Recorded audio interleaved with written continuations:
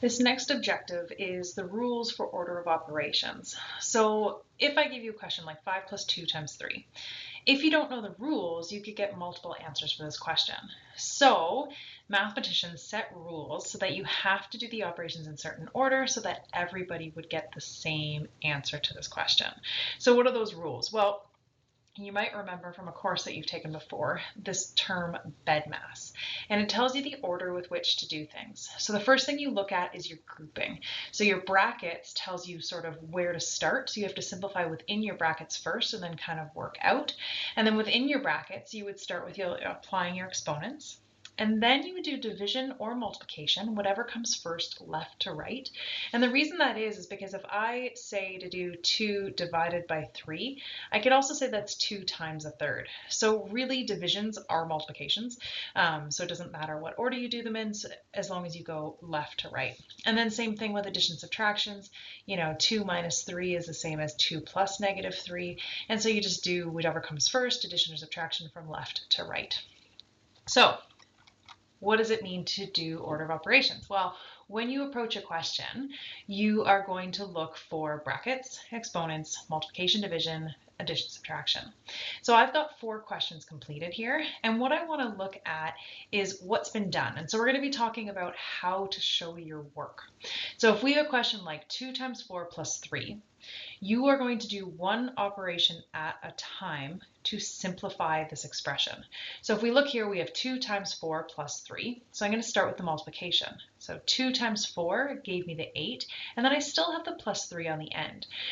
And then I can do 8 plus 3, and I get 11. So if somebody was going to mark your work or check your work or go over and find mistakes, it's really clear what's been done in each step. So it says here, underline the operation in each line. So the first line, we've done multiply. Then we've added, and we get the answer of 11.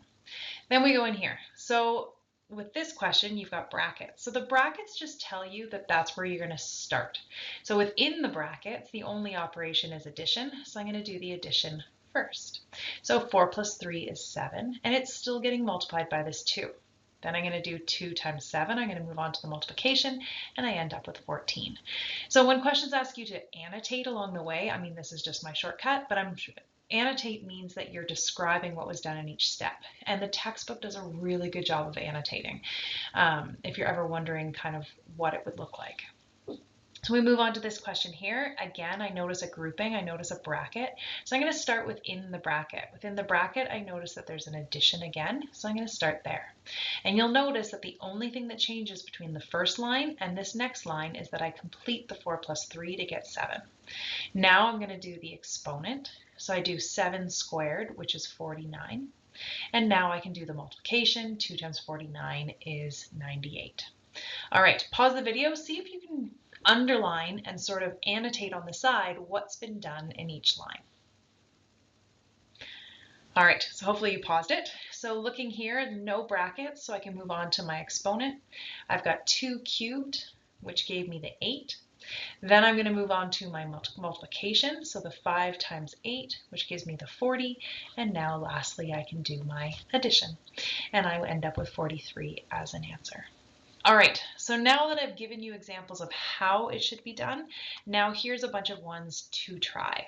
So again, it's working on showing your work. Yes, I know we can plug these into calculators and we can get answers, but this course is an algebra course, and knowing how to show work is extremely, extremely important. There's a portion of your quiz for this section that you are going to be submitting, and I don't want the final answer. I want to see your work. I want to know that you can do order of operations. I also want to know that you can plug it into a calculator, but I want to know that you can do it. So here we've got 9 divided by 3, so I'm going to do my division first, and I get 3. And then 2 plus 3 gives me 5. Then we move on to a bit of a bigger question. Here I'm going to start with the bracket, so I'm going to do the subtraction. So I'm just going to replace the 5 minus 3 with a 2, and I'm left with 2 squared minus 1. Now I'm going to move into my exponent, so I'm going to do that 2 squared, so 2 times itself is 4. Now I can move on to my multiplication, which gives me 8, and then I can finally do that subtraction, which gives me 7. Okay, hopefully you're getting the hang of this. If you haven't paused the video yet, please do so and try to give these ones a go. So here, no brackets, I'm going to move on to exponents. I've got 3 squared is 9. I still have plus 6 divided by 2 minus 3. Next thing I'm going to do is the division, 6 divided by 2. So 6 divided by 2 is 3. I still have this minus 3 on the end. Then I'm going to do my addition, 9 plus 3 is 12, and then I'm going to subtract 3 at the same time and get 9. All right, moving on. This question here has brackets. Absolute value signs act as brackets, so I have to simplify inside first before I can apply the absolute value sign.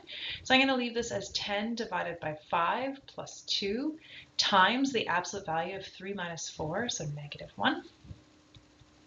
So I've got 10 divided by 5 plus 2 times the absolute value of negative 1. So when there's absolute values, you have to apply it before you can do the next operation.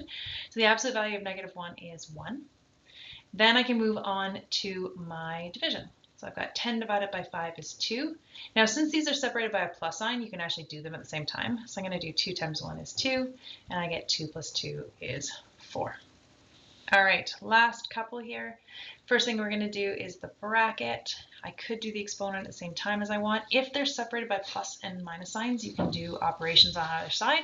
If I'm being safe, I do one at a time until you get more confident. So I'm going to leave everything the same except do the bracket. So 2 plus 8 is 10. Now I'm going to move on and do my exponent. So I've got 4 times 3 squared, which is 9, plus 7 minus 10.